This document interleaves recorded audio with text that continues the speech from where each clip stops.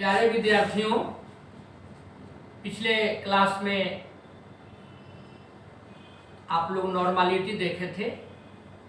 आज mainly normality से related numericals हम लोग लेक्चर 10 के अंतर्गत देखें। लेकिन न्यूमेरिकल्स से पहले एक छोटा सा टॉपिक आप लोग समझ लीजिए, कॉम्पिटिटिव है और न्यूमेरिकल में बड़ी इससे मदद मिलती है।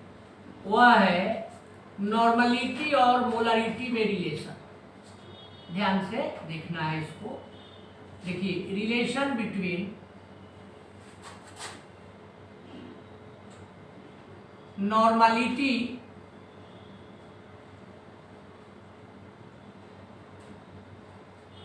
And molarity, normality and molarity दोनों के बीच में रिलेशन हम लोग एस्टेब्लिश करें। तो चलिए, रिलेशन एस्टेब्लिश करने के पहले फॉर्मूला जानना पड़ेगा। फर्स्ट लेते हैं नॉर्मलिटी क्या होता है। पढ़े थे आप लोग पिछले क्लास में। नॉर्मलिटी का डिफिनेशन था कि the number of gram equivalents of solute dissolved in 1 litre of solution, यानी number of gram equivalent of solute dissolved in 1 litre of solution. तो नीचे हो गया, देखिए, वॉल्यूम ऑफ सॉल्यूशन। तो ये हम लोग ले करके चलते हैं नॉर्मलिटी के लिए। यहाँ नॉर्मलिटी निकाल दी। इसी प्रकार से आपने पढ़ा था मोलरिटी। तो मोलरिटी में क्या था? जो ग्राम इक्विवेलेंट के जगह पर mole, number of moles dissolved in 1 litre of solution is called molarity. तो number of moles of solute. तो यहाँ पर हम लोग देखिए ले लिए number of moles of solute dissolved in 1 litre of solution. तो नीचे हम लोग लिख देंगे वॉल्यूम ऑफ सॉल्यूशन। ये दोनों हम लोग फॉर्मूला ले लिए, नॉर्मलिटी का, मोलरिटी का। अब रिलेशन एस्टेब्लिश करना है, तो इसके लिए देखिए हम लोग ले लें normality by molarity. Okay, normality वाला ये फॉर्मूला ये लिख देंगे, मोलरिटी के लिए दे दीजिए। तो यहाँ पर हो गया, देखिए, number of gram equivalent of solute by volume of solution. ये हो गया एन वाला। एम वाला के लिए ये दे दिया जाए। तो यहां पर हो गया, देखिए, number of moles of solute by volume of solution. बस अब इसी को कैलकुलेट करिए। तो यहां पर आ जाएगा, देखिए, N by M, normality by molarity. तो पहले नॉर्मलिटी वाला हम लोग लिख दें, number of gram equivalent of solute volume of solution. यहाँ पर हम लोग ले लिए वॉल्यूम ऑफ सॉल्यूशन, इनटू कर देते हैं, ये ऊपर चला जाएगा, volume of solution by number of moles of solute.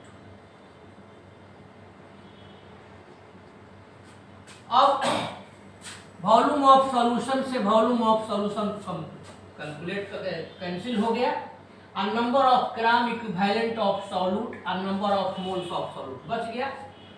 इसी को यहां पर देखिए लिख देते हैं, एन बाई एम,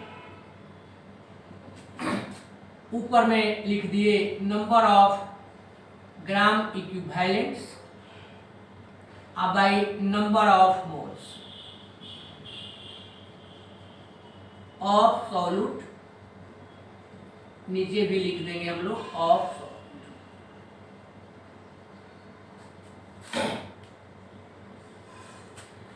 अब मेरे विद्यार्थी जी लोग इसको भी तोड़िए। तो जब आप इसको तोड़ेंगे तो देखिए ये आ जाएगा normality by molarity. Number of gram equivalent इसका क्या होता है? तो गिवन मास पढ़े हैं जस्ट पिछले क्लास में कि गिवन मास बाई इक्विवेलेंट मास। तो यहाँ पर अब हर जगह अब जो भी हम लोग लिखेंगे सॉल्यूट के लिए ही लिखेंगे, तो इसलिए ऑफ सॉल्यूट छोड़ देते हैं। तो यहाँ ऊपर लिख देते हैं गिवन मास। कोई जरूरी नहीं है कि लिखें कि ऑफ सॉल्यूट, ऑफ सॉल्यूट है तो इसका अब बाई हो जाएगा देखिए इक्विवेलेंट मास। ये नॉर्मलिटी के लिए हो गया। मोलरिटी के लिए लेकर के चलते हैं नंबर ऑफ मोल्स। तो ये आपको याद ही होगा गिवन मास जिसका भी निकालना होता है मोल की संख्या, तो क्या करते हैं गिवन मास और बाई उस सबस्टांस का मोलर मास, यही फॉर्मूला है। और फिर यहाँ पर इसको हम लोग आगे बढ़ाएंगे तो N by M normality by molarity equal to देखिए गिवन मास कैलकुलेट हो जाएगा। यहाँ पर गिवन मास ले लिए, नीचे कर दिए इक्विवेलेंट मास, बिल्कुल ठीक है, और इनटू ऊपर चला जाएगा मोलर मास और उसके नीचे हो जाएगा इक्विवेलेंट मोलर मास, उसके नीचे हो जाएगा given mass. Given mass cancel हो गया। तो अब आपका यहाँ पर आ गया देखिए N by M is equal to molar mass किसका of solute by equivalent mass किसका ऑफ सॉल्यूट। तो एक फार्मूला भी हम लोग यहाँ पर ले लिए। कभी कभी न्यूमेरिकल इस फार्मूला से भी बनता है। अब और इसको यदि छोटा करने का मन है तो देखिए अब यहाँ पर हम लोग ले लिए नॉर्मलिटी बाई मोलरिटी। तो normality by molarity, molar mass के जगह पर मोलर मास। अब आप लोग ये बताइए कि इक्विवेलेंट मास क्या होता है? किसी भी सबस्टांस का इक्विवेलेंट मास निकालने का फॉर्मूला याद ही है, हम जान रहे हैं मोलर मास, चाहे यह कहिए जैसे आपको निकालना है, थोड़ा सा सॉल्व कर देते हैं। आपको निकालना है कि 120 ग्राम NaOH, चाहे यह कहिए कि NaOH का इक्विवेलेंट मास निकालिए। तो इसका इक्विवेलेंट मास कैसे निकालते थे याद है? यह एक बेस है, तो नीचे N फैक्टर के जगह पर एसिडिटी हो जाएगा और ऊपर क्या हो जाएगा इसका मास हो जाएगा। यानी हम लोग मोलर मास के जगह पर मोलर मास दे दिए, इक्विवेलेंट वेट के जगह पर क्या दे देंगे molar mass by N factor. तो यहाँ पर हम लोग ले लिए मोलर मास अब बाई क्या हो जाएगा N फैक्टर। अब आप लोग अपने से कर सकते हैं, ध्यान दे दीजिए आ जाए। Molar mass by N factor अब हम लोग ले लिए। अब यहाँ पर जरा ध्यान दीजिए, ये ऊपर चला जाएगा, ये कैंसिल हो जाएगा। तो ये आपने एक फॉर्मूला डिराइव कर लिया N by M is equal to N factor, यानी N is equal to normality is equal to molarity into N factor. और यदि मोलरिटी निकालना है तो मोलरिटी इज इक्वल टू, तो ये हो जाएगा नॉर्मलिटी, ध्यान दीजिए इसको नीचे ले आइए, तो नॉर्मलिटी बाई N फैक्टर। यही जो हम लोग दो ठो फॉर्मूला डिराइव किए हैं, इसी का यूज करके जनरली न्यूमेरिकल को इस आधार पर जो रहता है उसको सॉल्व किया जाता है। तो इस प्रकार से आपने न्यूमेरिकल के पहले एक टॉपिक देख लिया कि नॉर्मलिटी और मोलरिटी में रिलेशन क्या है, क्लियर हो गया। अब लेकर के आप चलेंगे, ध्यान दीजिए कि न्यूमेरिकल के पहले कुछ वर्किंग फॉर्मूला लिख देते हैं। जो आप अभी पढ़े हैं पूरा वर्किंग फॉर्मूला आप जान लीजिए। तो वर्किंग फॉर्मूला में सबसे पहला देखिए, आपको याद होगा, हम ज्यादा पीछे की ओर नहीं चलेंगे, थोड़ा सा देखना है केवल। नॉर्मलिटी इजकल टू, तो नॉर्मलिटी इजकल टू फॉर्मूला जो आप पिछले क्लास में डराइव किए थे उससे था कि small m1 by e into v, small m1 by e into v, चाहे इसको आप वहां वाला कह दिया जाए number of gram equivalent of solute by volume of service. और यहां जो वॉल्यूम आप लेते हैं 1 लीटर, इसी को तोड़े थे तो नॉर्मलिटी ग्राम इक्विवेलेंट को तोड़ दिए, तो ग्राम इक्विवेलेंट का फॉर्मूला हो गया, नंबर ऑफ ग्राम इक्विवेलेंट को आप तोड़ेंगे तो नंबर ऑफ ग्राम इक्विवेलेंट का क्या आप लिख देते हैं, small m1 given mass by equivalent मास, इसके जगह पर हो गया, एगो यह हो गया। यहाँ भी किस में ले आ जाएगा, लीटर। अगर क्वेश्चन में लीटर में दिया हो तो ये बिल्कुल सही है।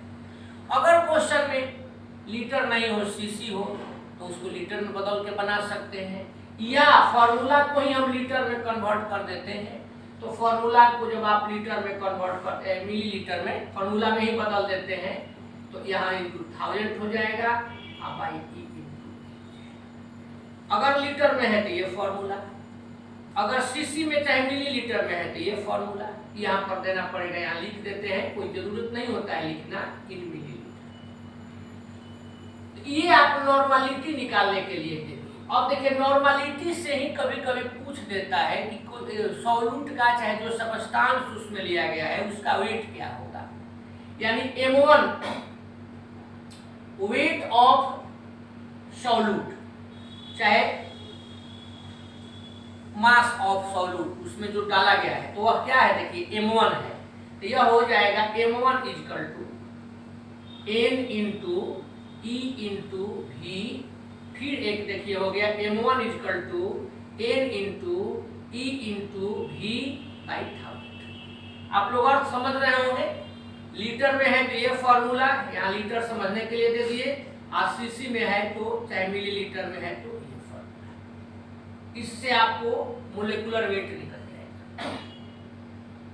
थर्ड नंबर पर यहाँ आपने देख ही लिया, नॉर्मलिटी निकालना हो तो आप ले लेंगे मोलरिटी इंटू n फैक्टर, अभी हम लोग जस्ट किए हैं। और यदि मोलरिटी निकालना है तो आप ले लेंगे n यानी नॉर्मलिटी बाई n फैक्टर, ये लेकर के चला जाता है, ऐसे हम लोग करते हैं। और इसके बाद एक बताए थे डाइल्यूशन वाला, नॉर्मलिटी ऑफ डाइल्यूशन, तो उसमें बताए थे n1v1 इक्वल टू n2, याद ही होगा। मोलरिटी में जब थे तो वहां था m1v1 बाई m2v2। अब फिफ्थ नंबर पर मोलरिटी की जगह पर नॉर्मलिटी में मिक्सचर वाला, तो उसमें आप पढ़े थे n1v1 plus n2v2 equal to n, यहाँ हो गया v1 प्लस v2। इस आधार पर आप यदि नॉर्मलिटी वाला लेकर के चलें तो ये हो जाएगा, देखिए n1v1 प्लस n2v2 बाई हो जाएगा v1 प्लस v2। ये ऑलरेडी हम लोग पढ़ चुके थे। तो इस प्रकार से इतना अगर आपके दिमाग में है तो आप न्यूमेरिकल इजी वे में निकाल सकते हैं। अब इजी वे में निकाल सकते हैं तो देखिए एक न्यूमेरिकल हम लोग लेकर के चले, ये फॉर्मूला हम फिलहाल छोड़ देंगे, साथ साथ रहेगा। अब न्यूमेरिकल्स की ओर हम लोग अपना कदम बढ़ाएं।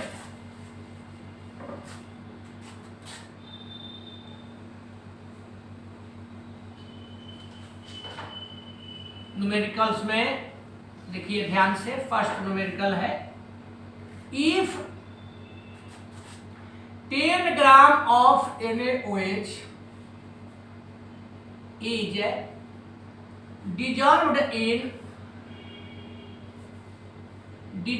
in 250 milliliter of solution, calculate the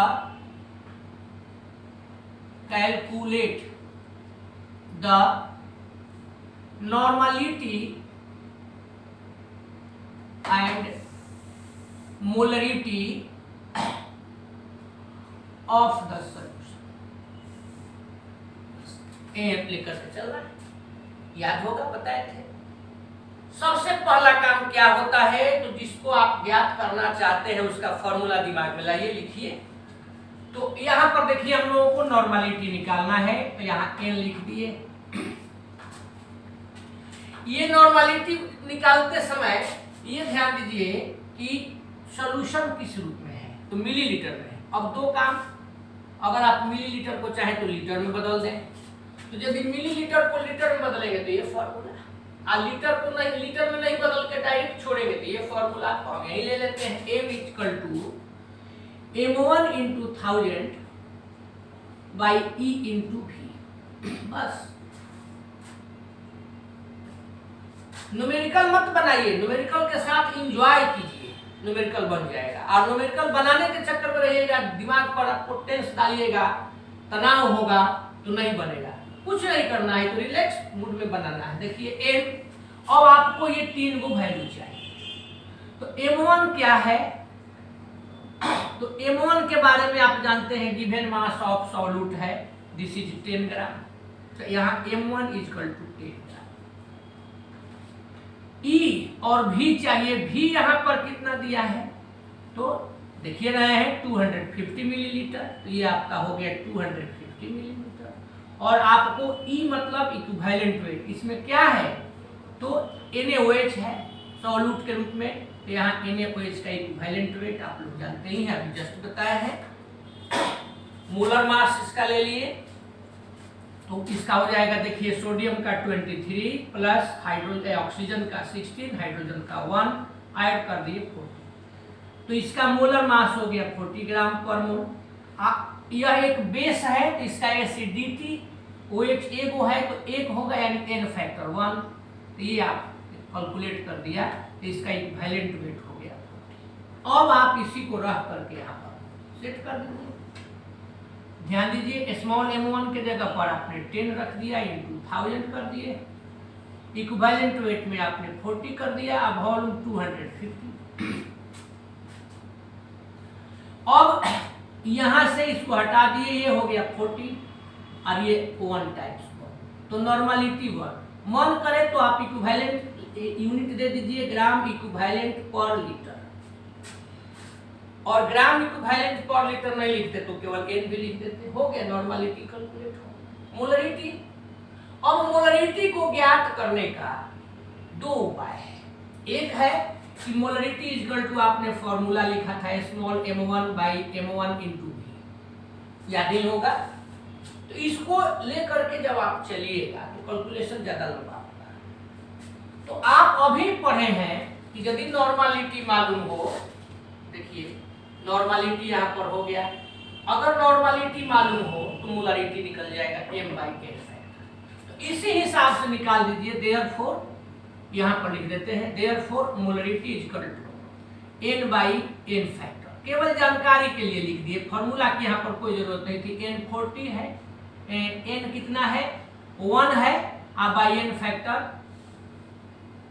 यहाँ n फैक्टर भी जो हम लोग निकाले थे वह 1 ही आ जाएगा, तो इसकी मोलरिटी भी 1 हो जाएगी। अब मोलरिटी जब आप लिखिएगा तो इसका यूनिट लिखिएगा, ये हो जाता है मोल पर लीटर।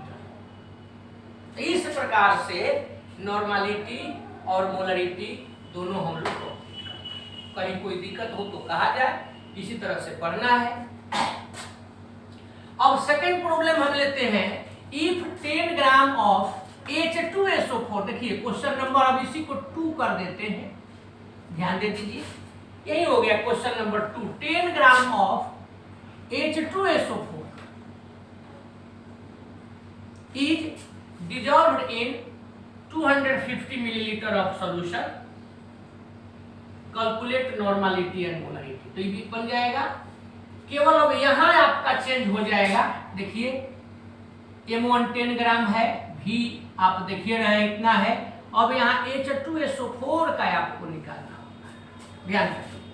तो H2SO4 का निकालिएगा तो मोलर मास इसका हो जाता है, देखिए 1 × 2 + 2 हो गया, सल्फर का 32, ऑक्सीजन 16 × 4 64, ऐड कर दीजिएगा तो 98 हो जाएगा। तो यहाँ पर 98 ले लिए। एन फैक्टर बोलिए, तो यहाँ H2SO4 में दोनों H रिप्लेस हो सकता है, आप जानते ही हैं। तो यहाँ एन फैक्टर 2 हो गया बस। अब ये आपने यहाँ पर 49 कर दिया। फॉर्मूला आपका ज्यों का त्यों है, केवल अब यहाँ पर आपको कैलकुलेशन करना है।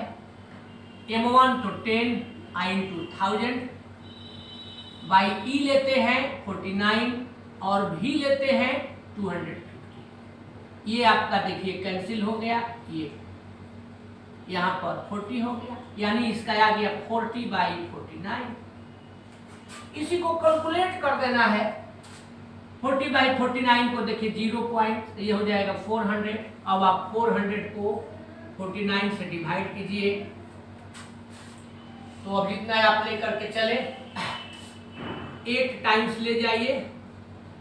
तो पॉइंट तो पहले ही से था, 400 में नहीं करना था, 40 में था तो पॉइंट दे दिए हैं। तो 8 × 9 = 72, 7 कैरेट, 8 × 4 = 32 और 7 39। ये आपका देखिए 8 हो गया, ये 0 हो गया, कैंसिल हो गया। अब 8 बच गया तो इसको यहाँ पर 0 आप बढ़ा सकते हैं, 1 टाइम्स जाएगा, 2 टाइम्स नहीं जाएगा, 1 ले गए तो ये 0.181 ग्राम इक्विवेलेंट पर लीटर हो गया। मोलरिटी निकालना है, तो मोलरिटी निकालना है तो देखिए M = N/N फैक्टर। तो अब यहाँ N नॉर्मलिटी है 0.81, इसका N फैक्टर कितना आपने प्राप्त किया है 2, ये 2 डिवाइड कर दीजिए, 0.24 × 8 05, 0.405 मोल पर लीटर, बस हो गया। इस प्रकार से इस प्रॉब्लम में भी कुछ नहीं था, ऐसे ही हम लोग लेकर के चलते हैं। थर्ड नंबर पर यह आप लोगों के लिए है, if 4.9 gram of H2SO4 is dissolved in 250 millilitre of solution. तो अब इसमें हम हिंट भी नहीं करेंगे, ये आपको थर्ड नंबर प्रॉब्लम खुद से सॉल्व करना है, खुद से बनाना है। और फोर्थ नंबर पर हम लोग भिड़े, find normality of 98% H2SO4 solution. ये हम लोगों को लेकर के चलना है, इसको आप लोगों को खुद से करना था, ये आप बनाइए। थोड़ा सा ध्यान दीजिए, हमने बताया था परसेंटेज जब पढ़े थे तो कि ये 3 रूपों में होता है, W/W, W/V, V/V। यहाँ तीनों में से कोई नहीं है। तो जब तीनों में से कोई नहीं है तो है क्या? तो बताए थे कि यदि कोई डायरेक्शन नहीं दिया हो, यदि कोई निर्देश नहीं दिया हो, कंडीशन नहीं दिया हो, तो W/V रहता है। यानी यहाँ इसको जो आप लिखे हैं इस रूप में लिखा जा सकता है, ये दोनों एक ही बात। इसका अर्थ ये हुआ। अब इसमें जब आप लेकर के चलते हैं तो इसके हिसाब से नॉर्मलिटी आपको निकालना है। बस स्मॉल m1 × 1000 E × V इन cc चाहे मिलीलीटर। इसी फॉर्मूला में अब आपको 3 चीज चाहिए, प्राप्त कीजिए। तो 98%, ध्यान दीजिए बच्चों, 98% W/V, इसका मतलब क्या हुआ कि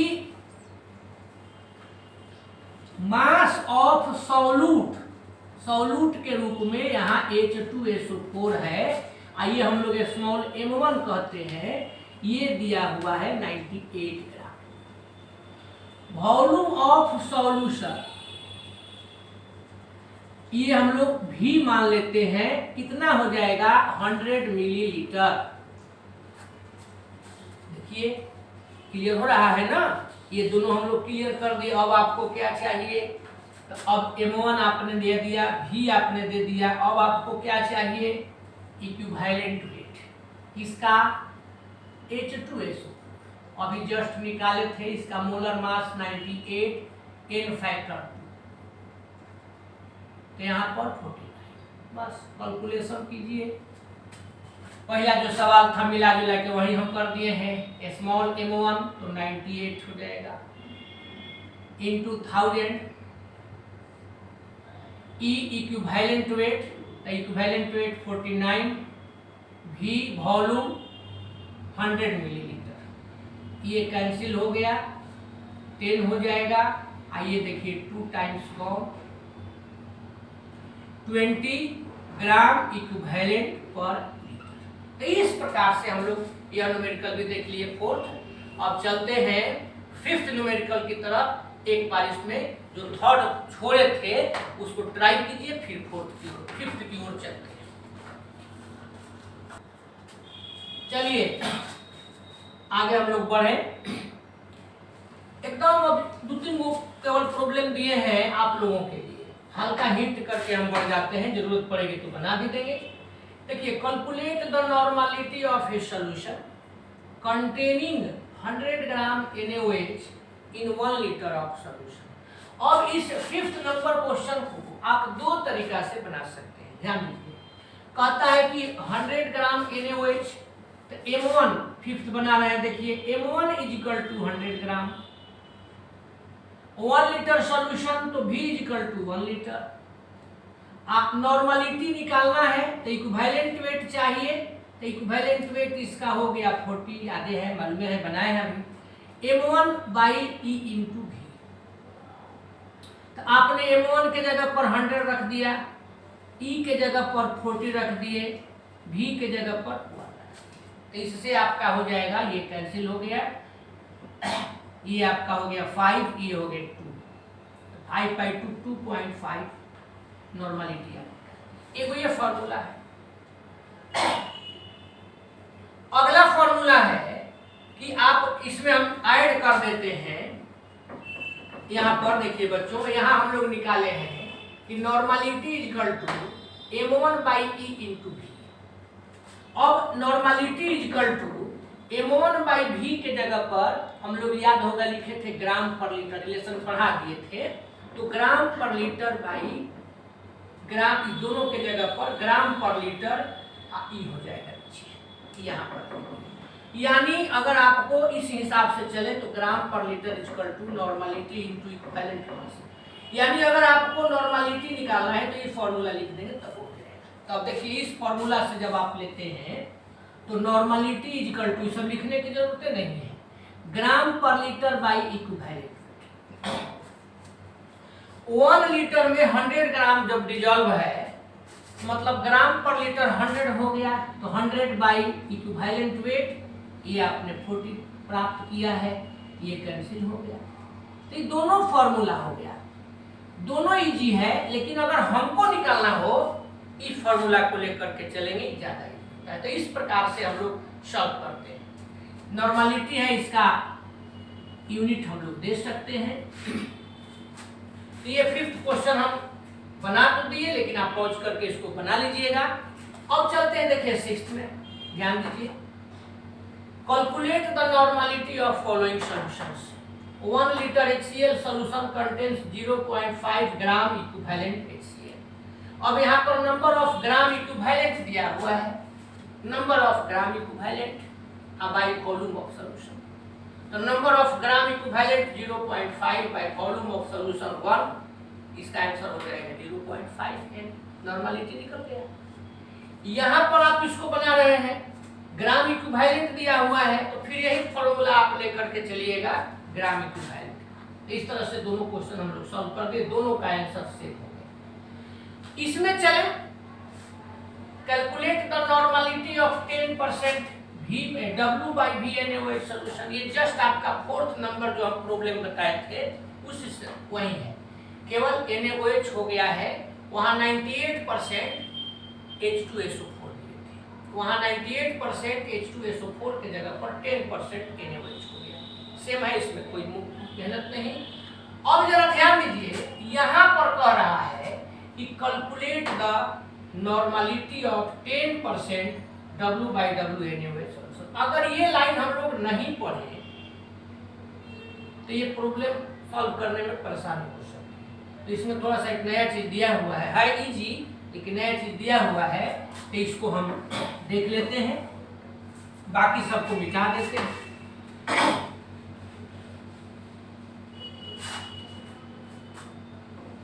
चलिए समझा जाए। नॉर्मलिटी निकालना है तो देखिए यहां पर हम लोग फॉर्मूला ले लिए, normality equal to m1 into 1000 by E into V। यही हमको तीन चीज चाहिए। कहता है कि calculate the normality of 10% W/W। तो यहां दिया हुआ है मास ऑफ सॉल्यूट। ध्यान दीजिए, यहां से हम बनाना शुरू करते हैं। मास ऑफ सॉल्यूट, अब सॉल्यूट नहीं करके यहां पर mass of NaOH small m1 कर दिए। ये कितना दिया हुआ है 10% W यानी 10 ग्राम। मास ऑफ सॉल्यूशन यहां पर आपको दिया है, यह भी है W है, इसलिए तो मास ऑफ सॉल्यूशन हो गया 100 ग्राम। लेकिन आपको चाहिए वॉल्यूम ऑफ सॉल्यूशन, तो इसलिए यहां पर डेंसिटी दिया हुआ है। अब आपको निकालना है वॉल्यूम ऑफ सॉल्यूशन। आपने पढ़ा है density equal to mass by volume. बस सब पुराना चीज आप जो जानते हैं उसी के आधार पर है। रो इक्वल टू m/v, आपको निकालना है v, तो m बाई डेंसिटी। तो ये हो जाएगा volume of solution equal to mass of solution. आप यहां नीचे दे देते हैं डेंसिटी। ध्यान दे दीजिए, मास ऑफ सॉल्यूशन तो ये दिया हुआ है 100 ग्राम।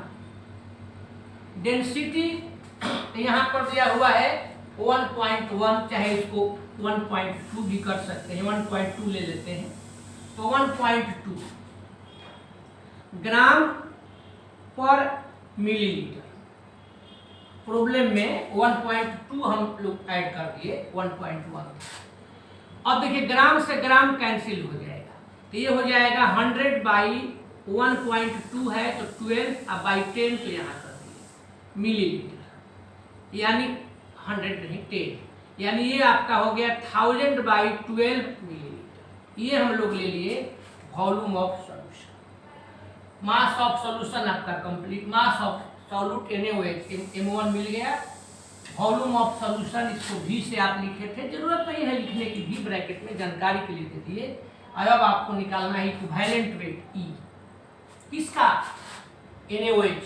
आप ऑलरेडी जानते हैं ENaOH। ENaOH कर दिए, तो अब ENaOH इसका आप ऑलरेडी जानते हैं 40 होगा। अब आप निकाल दीजिए नॉर्मलिटी। तो स्मॉल m1 कैलकुलेट खुद से कर सकते हैं।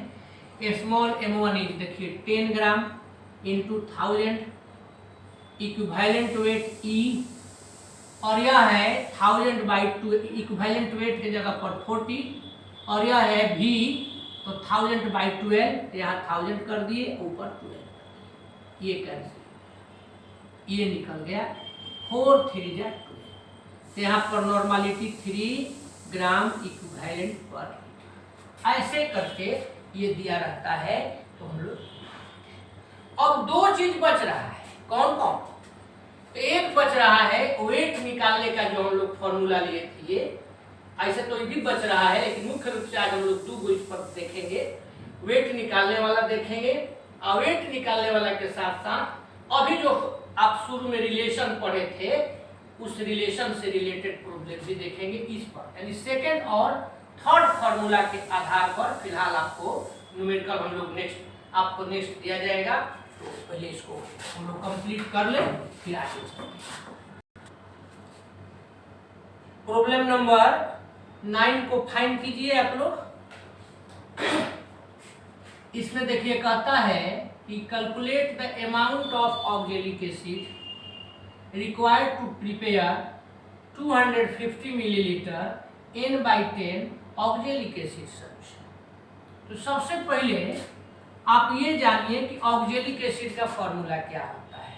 इसका फॉर्मूला होता है H2C2O4 और सॉल्यूशन कहता है तो इंटू 2H2O।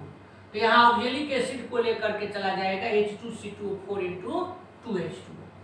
अब आपको अमाउंट देखिए कर रहा है, तो जैसा कि बताए थे अमाउंट वाला चाहे वेट वाला, देखिए weight of solute oxalic acid solute है, इसके लिए क्या करेंगे N into E into V, अगर लीटर में है तो मिलीलीटर में है तो मिलीलीटर में है, ये फॉर्मूला हम लोग लेकर के चलेंगे M1 equal to N into E into V by 1000। M1 equal to N into E into V by 1000। यहाँ M1 आ जाएगा, given required mass of solute. और ऐसे ही थोड़ा सा ध्यान देना है, फॉर्मूला दो चीज पर ज्यादा ध्यान दीजिए। कॉन्सेप्ट आपको एकदम तैयार रहना चाहिए, और दूसरा का कॉन्सेप्ट जान गए हैं तो अगर न्यूमेरिकल बनाना चाहते हैं तो फॉर्मूला। कॉन्सेप्ट अगर ठीक है तो फॉर्मूला नहीं रहेगा तो निकाल लीजिएगा, लेकिन दोनों चीज अगर है तो और बेहतर है। अभी नहीं कि हम 9-10 जो न्यूमेरिकल बना दिए उसी पर अपना निर्भर रहिए, उस पर निर्भर नहीं करना है, और ज्यादा बनाना है। इतने टाइप के होते हैं, टाइप हमने सारा दे दिया। अब यहाँ देखिए M1 तो पता करना है, नॉर्मलिटी चाहिए, तो याद ही होगा N/10 का मतलब बताए थे डेसी नॉर्मल सॉल्यूशन, तो डेसी नॉर्मल है, यहाँ नॉर्मलिटी हो जाएगा देखिए 1/10। ई लेते हैं इक्विवेलेंट वेट, तो इक्विवेलेंट वेट इसका हो जाएगा, किसका निकालना है ऑक्जेलिक एसिड सॉल्यूशन का H2C2O4 इंटू 2H2O। तो मोलर मास अब बाई एसिड है तो इसकी बेसिसिटी चाहे एन फैक्टर, इसका एन फैक्टर 2 होगा, इसका एन फैक्टर 2। अब इसका मोलर मास निकालिए तो देखिए हाइड्रोजन का 1 इंटू 2 प्लस कार्बन का 12 आई इंटू 2 24 प्लस हाइड्रोजन का ऑक्सीजन का 16 इंटू 4 64 प्लस, याद होगा मोलिकुलर वेट निकालना सिखाए थे तो उसमें बताए थे आई इंटू के मतलब प्लस करते हैं, H2O के पहले 2 है तो 2 से इसका टोटली मल्टीप्लाई H2O में। हाइड्रोजन का 1 होता है 1 इंटू 2 प्लस 16। तो देखिए ये हो गया 2 प्लस 24 प्लस 64 प्लस 2 इंटू ये 18 हो जाएगा। 4 और 4 8 और 2 10 0 1 और 6 7 और 2 9 अब प्लस ये ऐड कर दीजिए 36, ये 126, यही 126 हम यहाँ लिख देंगे। कैलकुलेट कर दिए 63, तो यहाँ पर लिख दिया गया 63। अब इसको हम समझा ही चुके हैं तो इसलिए इसको मिटा देते हैं। 126 कहाँ से आया आप जानिएगा। यहाँ आपने N ले लिया, E ले लिया, अब क्या जरूरत है V। तो अब भी यहाँ पर दिया हुआ है देखिए 250 मिलीलीटर। जब मिलीलीटर दिया हुआ है इस फॉर्मूला पर रख देंगे, अब इसी को आप कैलकुलेट कर देंगे। तो देखिए N कितना है, नॉर्मलिटी 1/10 है तो 1 नीचे चला जाएगा 10 है। E इक्विवेलेंट वेट 63 है और V 250 है और नीचे 1000। कहीं कैलकुलेशन में इधर उधर पर ध्यान देना है। तो ये देखिए निकल गया, यहाँ I25 से 4 हो गया, ये आपका आ गया 63/। कैलकुलेशन सिंपल है, इसको हम लोग करके लिख सकते हैं।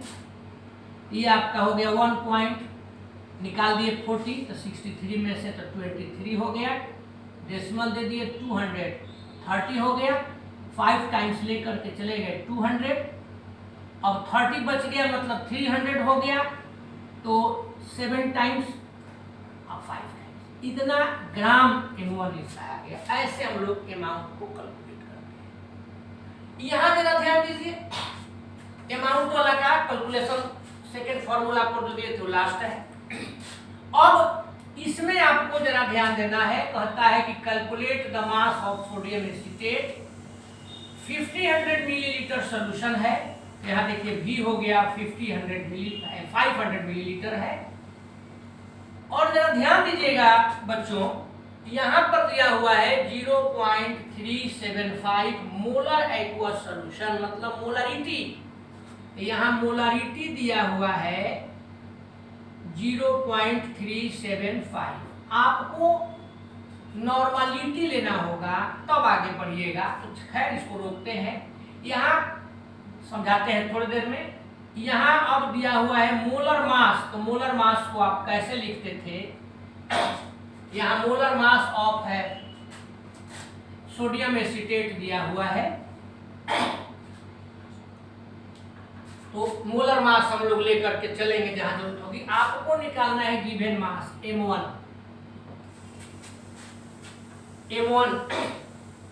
Is equal to N into V E into V by 1000। तो देखिए N into E into V by 1000। अब चलिए ध्यान दीजिए, आपके पास V है, N नहीं है, तो ये जो हम लोग सोडियम एसीटेट लिए हैं इसका इक्विवेलेंट वेट निकालना है। इक्विवेलेंट वेट, इसके इक्विवेलेंट वेट के साथ ही साथ आपको नॉर्मलिटी दूर हो जाएगी। तो जरा ध्यान दीजिए, सबसे पहले ही बताइए इसमें एन फैक्टर कितना होगा। तो ये सॉल्ट है, तो इसमें CH3 दो आयन है, इसको आप तोड़िएगा तो CH3COO1 minus Na plus N होता है, इसको तोड़ते हैं तो यहाँ एन फैक्टर आप क्या लेकर के चलिएगा, इसका एन फैक्टर 1 हो जाएगा। एन फैक्टर, किसी साल्ट का एन फैक्टर बताए थे कि total number of charges of positive, total number of positive charges on cation, चाहे total negative number of negative charges on anion. तो यहाँ एनायन पर 1 माइनस है, तो इसलिए एन फैक्टर 1 होगा। कटायन पर भी 1 चार्ज है, और जब मोलरिटी जब एन फैक्टर 1 हो जाता है तो मोलरिटी और नॉर्मलिटी 1 हो जाएगा, क्योंकि कोई अंतर नहीं पड़ेगा। मोलरिटी इसका इतना है, तो नॉर्मलिटी भी यदि आप निकालेंगे तो इतना ही आ जाएगा। तो यहाँ पर हम लोग लिख देते हैं M इज इक्वल टू 0.375। तो नॉर्मलिटी आपका यहाँ हो गया, तो N हो गया, V हो गया, E निकाल दीजिए। Molar mass by N factor है, तो जब यहाँ भी निकालने की जरूरत नहीं है, जब N फैक्टर 1 होता है तो नॉर्मलिटी मोलरिटी इक्वल होता है और equivalent mass molar mass equal होता है।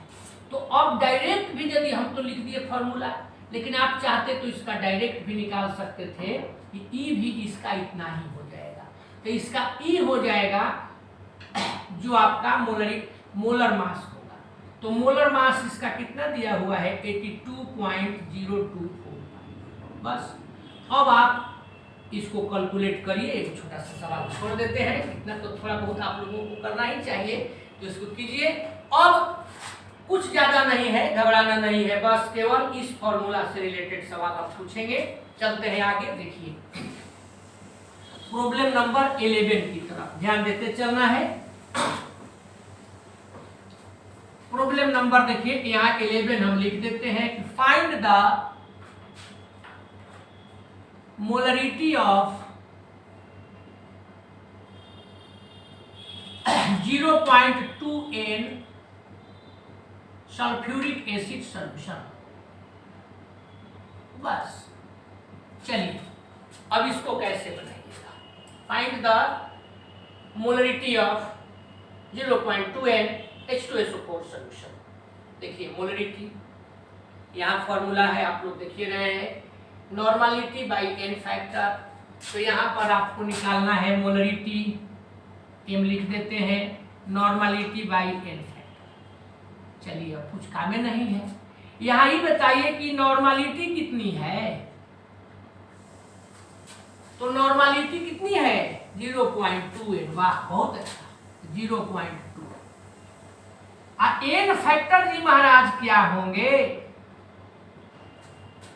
एन फैक्टर 3 होगा ना, H2SO4 है तो 3 कहां से होगा, इसका 2 होगा क्योंकि H2SO4 एसिड की बेसिसिटी 2 है तो यहाँ पर 2 देयरफॉर अब आप 0.2 बाई 2 0.1 ये आपने मोलरिटी निकल गया। इस तरह का तो सवाल देता है, इस प्रकार से हम लोग लेकर के चलते हैं। अब नेक्स्ट क्वेश्चन एक दे देते हैं, देखिए 12 कर देते हैं। फाइंड द, यहाँ पर मोलरिटी हटा करके लिख दिए नॉर्मलिटी। तो जब नॉर्मलिटी लिख दिए तो इसको हम कर दिए, अब मोलरिटी देख दिया, बस थोड़ा सा चेंज हुआ लेकिन आपके लिए तो काम मिल गया। आपको निकालना है नॉर्मलिटी, ये निकालना है m इंटू एन फैक्टर। देखिए आप यहाँ लिख देंगे, इसको हटा देते हैं। आप यहाँ नॉर्मलिटी निकालना है तो m इंटू एन फैक्टर। अब m कितना है ये तो बताइए 0.2। एन फैक्टर तो आप ऑलरेडी लिख चुके हैं, पहले से हम मिटा दिए थे। अब दोनों में मल्टीप्लाई कर दीजिए तो मोलरिटी इसका हो गया 0.2, एन फैक्टर 2 0.4। इस प्रकार से हम लोग ये देखिए। अब एगो 13 नंबर प्रॉब्लम कहिएगा कि एगो एगो कह के बढ़ा दे रहे हैं, इसका प्रैक्टिस करना है। फाइंड द, चलिए नॉर्मलिटी की मोलारिटी, नॉर्मलिटी सांस लीजिए, नॉर्मलिटी मोलारिटी, नॉर्मलिटी मोलारिटी करिए, नॉर्मलिटी मोलारिटी, नॉर्मलिटी पर सांस देखिए टूट गया, यानी नॉर्मलिटी पूछ लेते हैं।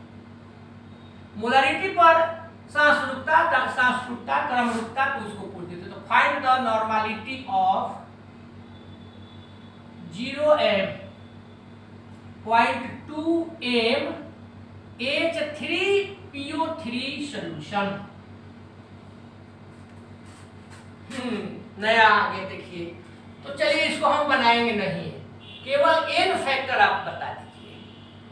H3PO3 का एन फैक्टर पढ़ाए थे 2 होगा, यही H3PO2 रहता तो एन फैक्टर 1 हो जाता, H3PO4 रहता तो 3 हो जाता। तो ये आप बनाएंगे। अब चलिए 13 के बाद मेरे प्रिय विद्यार्थियों एक और बढ़ा दिए 14, इसको हम 0.3 कर दिए, ये बेचारा को H3PO4। तो इस तरह से ये न्यूमेरिकल हमने अपने समझ से जितना देना था दिए। अब आप लोग तो जानते ही हैं, थोड़ा बहुत ऑब्जेक्टिव जी महाराज तो जरूर आ जाएंगे। तो हल्का केवल 15 नंबर पर ऑब्जेक्टिव टाइप का क्वेश्चन, 15 ना होगा, 15 नंबर पर ऑब्जेक्टिव टाइप का सवाल है। फर्स्ट सवाल है, for a mono basic acid और मोनो एसिडिक बेस। अब यहां पर दो चीज, मोलेकुलर वेट इक्वल टू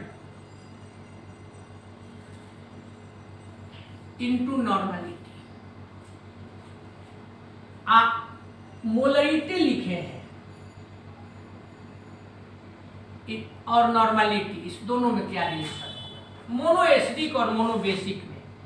ऐसे ही for a dibasic acid और डाई एसिडिक बेस, तो यहां पर भी मोलेक्यूलर वेट।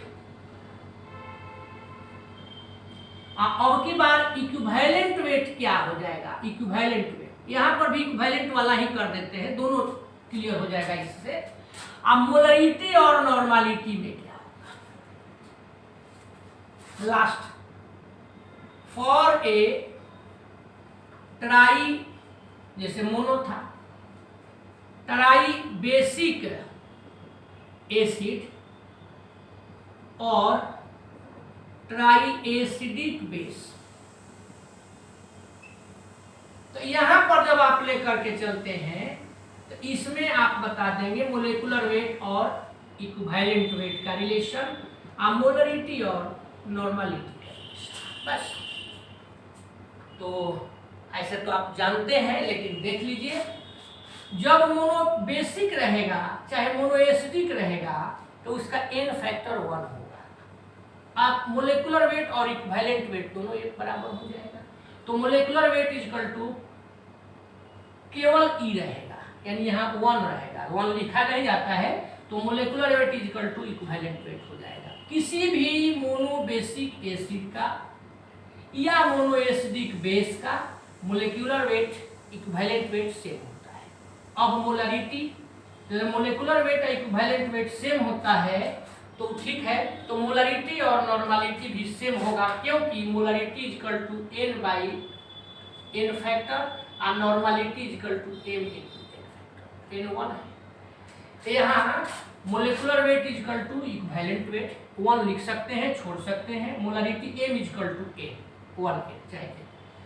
इसमें आप इसी तरह से आप सोचें, तो किसी भी डाइएसिडिक बेस को लीजिएगा चाहे डाइबेसिक एसिड को लीजिएगा तो उसका मोलेकुलर वेट अधिक होगा और उसका इक्विवेलेंट वेट डाई है तो इसलिए आधा हो जाएगा। जैसे आप H2SO4 को याद होगा लेकर के चलते थे तो इसका मोलेकुलर वेट हो जाता था 1 × 2 + 32 + 64 98।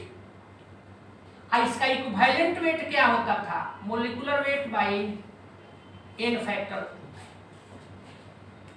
तो ये आपका हो जाएगा m is equal to molecular weight is equal to 2 × E। अब m is equal to n by n factor, तो इसका n फैक्टर 2 है, तो m इज इक्वल टू यहाँ n यहाँ नीचे हो जाएगा बाई। ऐसे करके इसको भी कर देना है। तो इस प्रकार से मेरे प्यारे विद्यार्थियों हम लोग नॉर्मलिटी कंप्लीट, आपका नॉर्मलिटी कंप्लीट हुआ, खत्म नहीं हुआ, कंप्लीट हुआ। अब जितना भी कंसंट्रेशन टर्म्स थे हम लोग सब करीब करीब देखेंगे। अब इसके बाद न्यू टॉपिक की ओर चलेंगे और वह न्यू टॉपिक है सॉल्युबिलिटी। इसी पर नेक्स्ट क्लास में हम लोग ध्यान देंगे। यहाँ जो जितना सवाल कराए हैं, कंप्लीट किए हैं या छोड़े हैं, उस सब को करके अगले क्लास के इंतजार कीजिए। हम इंतजार करेंगे कि आप लोग इतना कंप्लीट करके आइए, आप इंतजार करिएगा कि सर अगला क्लास कराइए, यानी इंतजार दोनों तरफ से होगा। इसीलिए हम कह सकते हैं थोड़ा इंतजार का मजा लीजिए। धन्यवाद।